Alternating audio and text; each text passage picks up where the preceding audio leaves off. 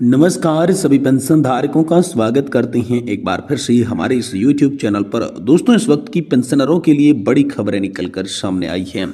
पहली बड़ी खबर की बात करें तो EPS 95 न्यूनतम पेंशन 7,500 DA और मेडिकल पर गोवा के अंदर 24 को बड़ी बैठक होने वाली है। तो इस बैठक से आप सभी के लिए क्या बड़ी खबर निकल आ सकती है, इस बैठक को लेकर क्या चर्चा है, इस बैठक को लेकर क्या बड़ी खबर है, किस तरीके से न्यूनतम पेंशन 7,500 प्लस DA के साथ मेडिकल को लेकर बैठक होगी, क्या क्या इस बैठक के अंदर एजेंडा रहने वाला है, इसके बारे में दोस्तों आज की इस वीडियो के अंदर बात करेंगे।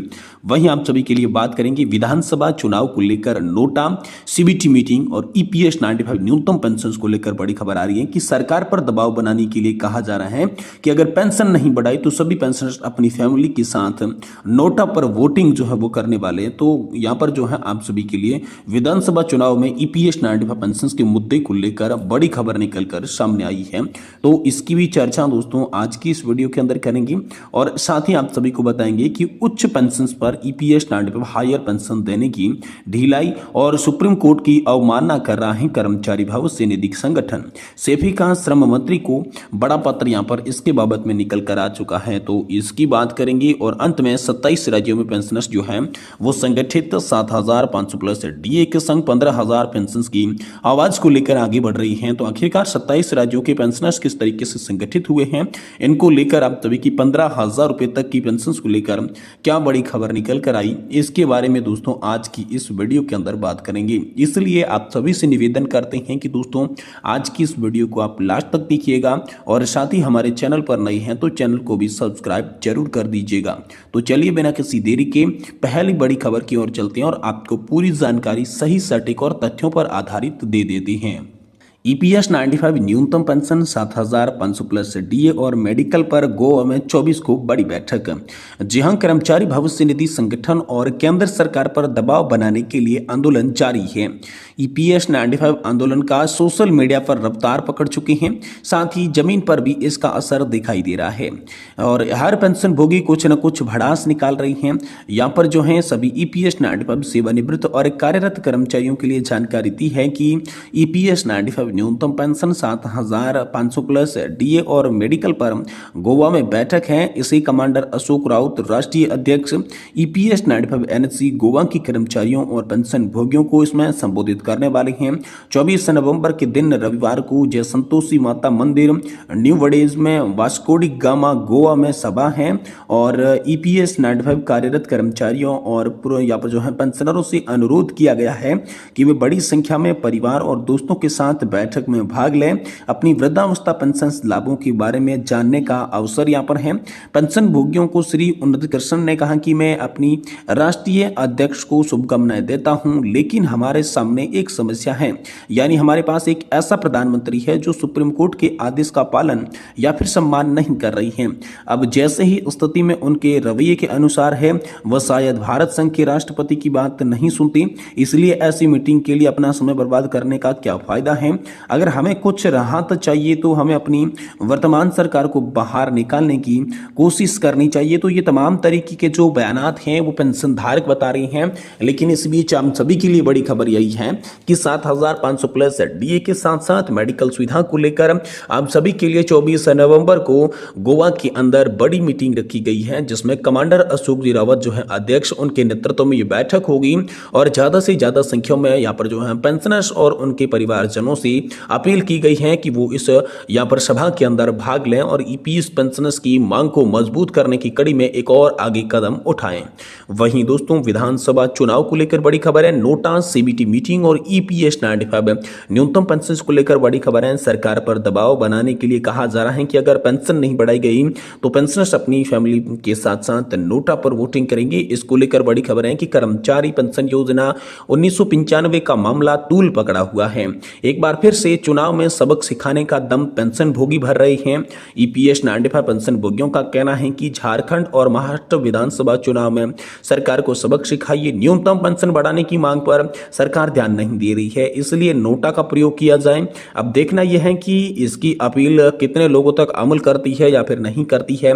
सरकार पर दबाव बनाने के लिए यह भी कहा जा रहा है कि अगर पेंशन नहीं बढ़ाई गई तो सभी पेंशनर्स को अपने फैमिली के साथ वोटिंग करेंगे, लेकिन नोटा का वो उपयोग करेंगे, अपने नज़दीकी मित्र को भी समझाएंगे और उनको भी नोटा का उपयोग करने को बोलेंगे ताकि अपनी ताकत सरकार को जो है वो मालूम पड़ सके। पेंशन भोगी मूर्ति सुब्रमण्यम कहते हैं कि हम कभी भी नई पेंशन के संशोधन के बारे में नहीं सोचते हैं, खासतौर पर 2014 सितंबर से सेवानिवृत्त होने वाले केवल भगवान ही हमारी मदद कर सकते हैं।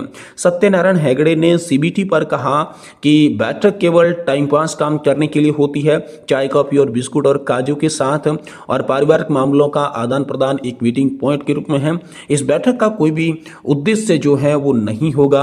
ये ट्रेड यूनियन जो हमारे नियोक्ताओं के साथ मिलकर हमें विफल करने के लिए जिम्मेदार है, निश्चित रूप से पेंशन भोगियों के पक्ष में कुछ नहीं करेगी। जिन्होंने उपयुक्त पेंशन योजना शुरू न करके कर्मचारियों के करियर की शुरुआत से ही निराशा किया हो।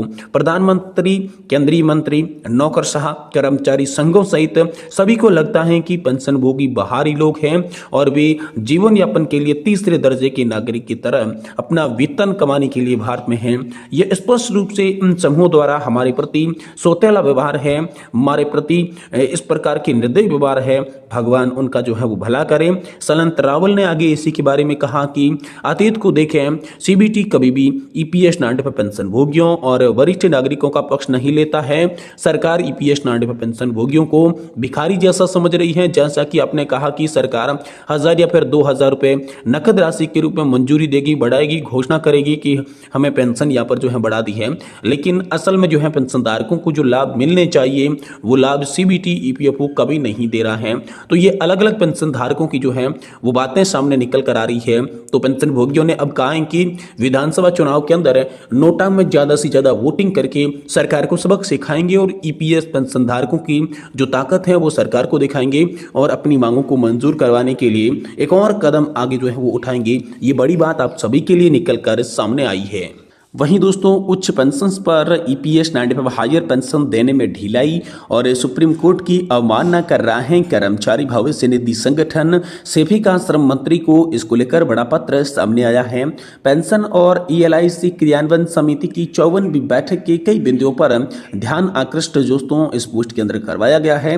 उच्च वेतन पर ईपीएस 95 हायर पेंशन के लिए सुप्रीम कोर्ट के आदेश को दरकिनार कर दिया गया। यह आरोप कर्मचारी भविष्य निधि संगठन पर है। Steel executive federation of India यानी कि सेफी ने श्रम, रोजगार, युवा मामले व खेल मंत्री मनसुख मांडविया और केंद्रीय पीयूष आयुक्त को पत्र लिखकर पेंशन भोगियों को जल्द से जल्द जो है न्याय देने की मांग की है। सेफी इस्पात मंत्रालय के द्वारा अधिकृत राष्ट्रीय संगठन है जो कि यहाँ पर इस्पात मंत्रालय के अधीन कार्यरत सार्वजनिक उपक्रमों में यहाँ पर जो है 20,000 अधिकारियों का प्रतिनिधित्व जो है वो करता है। सेफी चेयरमैन नरेंद्र कुमार बछोर ने पत्र लिखा कि उच्च वेतन पर पेंशन के संबंध में सर्वोच्च न्यायालय के 4 नवंबर 2022 के आदेश के क्रियान्वयन में अनुचित देरी से काफी नुकसान हो गया है। 30 सितंबर को ईपीएफओ के मुख्यालय ईस्ट कदवन नगर दिल्ली में आयोजित पेंशन और ईएलआईसी कार्यान्वयन समिति की 54वीं बैठक में क्रियान्वयन का अवलोकन किया है, जिससे पीओएचडब्ल्यू पर भी चर्चा की गई है। बैठक में क्रियान्वयन की प्रकृति संलग्न की गई है। इसमें 4.4 से 4.9 प्रासंगिक है, जिसका संलग्न से अवलोकन जो है वो किया जा रहा है। विशाखापट्टनम स्टील प्लांट से भी पैसा जमा लेकिन पीपीओ जारी नहीं हुआ। कर्मचारी प्रतिनिधि सुक्री मुलेसम ने ये अन्य बातों के साथ ये टिप्पणी की, यदि सुप्रीम कोर्ट के निर्देशों का उचित रूप से क्रियान्वयन नहीं किया जाता है तो ये न्यायालय की अवमानना होगी। विशेष रूप से विशाखापट्टनम स्टील प्लांट के कर्मचारियों का मुद्दा उठाया, जहां पर आवेदकों द्वारा मांगी गई राशि जमा कर दी लेकिन 1 वर्ष के बाद भी पीपीओ जारी नहीं किए गए। उन्होंने यहाँ पर एनटीपीसी से लंबित आवेदनों के बारे में भी चिंता व्यक्त की, जहां तक अभी मांग पत्र जारी नहीं किए गए हैं। भविष्य में मुकदमेबाजी से बचने के लिए क्षेत्रीय कार्यालय को तुरंत पीपीओ जारी करने के निर्देश जारी करने का भी सुझाव दिया है और पीपीओ जारी करने के समय में समय सीमा तय हो। अतुल सोबती नियोक्ता प्रतिनिधि ने यह पेंशन भोगियों ने मांग राशि जमा कर दी तो पीपीओ जारी करने के लिए समय सीमा तय की जानी चाहिए। उन्होंने पीओएचडब्ल्यू मामले में प्रतिदिन ट्रस्ट नियमों के मुद्दे का विश्लेषण किया और शीघ्र समाधान करने का भी सुझाव दिया। उन्होंने कर्मचारियों की कमी में मुद्दे को जल्द से जल्द सुलझाने की बात कही। साथ ही आर करुमाई लाइन कर्मचारी प्रतिनिधि ने सुझाव दिया कि छूट प्राप्त प्रतिष्ठानों के कर्मचारियों के POHW आवेदन का गहन अध्ययन के बाद सहानुभूतिपूर्वक विचार किया जाना चाहिए। सुक्री सम्मेलन कर्मचारी प्रतिनिधि ने यह सुझाव दिया कि उच्च वेतन पर पेंशन से संबंध में कुछ सुझाव प्रतिष्ठानों के मुद्दे पर इस मामले को विशेषज्ञों के साथ अलग से चर्चा करनी चाहिए। यानी कि दोस्तों पेंशन धारक जो है वो सरकार को सुझाव दे रहे हैं कि इस तरीके से पेंशन धारकों के साथ न्याय किया जाए, लेकिन जो है अभी तक 4 नवंबर 2022 का जो सुप्रीम कोर्ट का आदेश आया था उसका भी पालन जो है वो केंद्र सरकार और EPFO नहीं कर पाई है और इसी को लेकर पेंशन भोगियों में काफी सारी नाराजगी देखने को मिली और इसी को लेकर सैफी ने जो है वो श्रम मंत्री को यहाँ पर पत्र लिखा है। ये बड़ी खबर आप सभी के लिए निकल कर सामने आ चुकी है।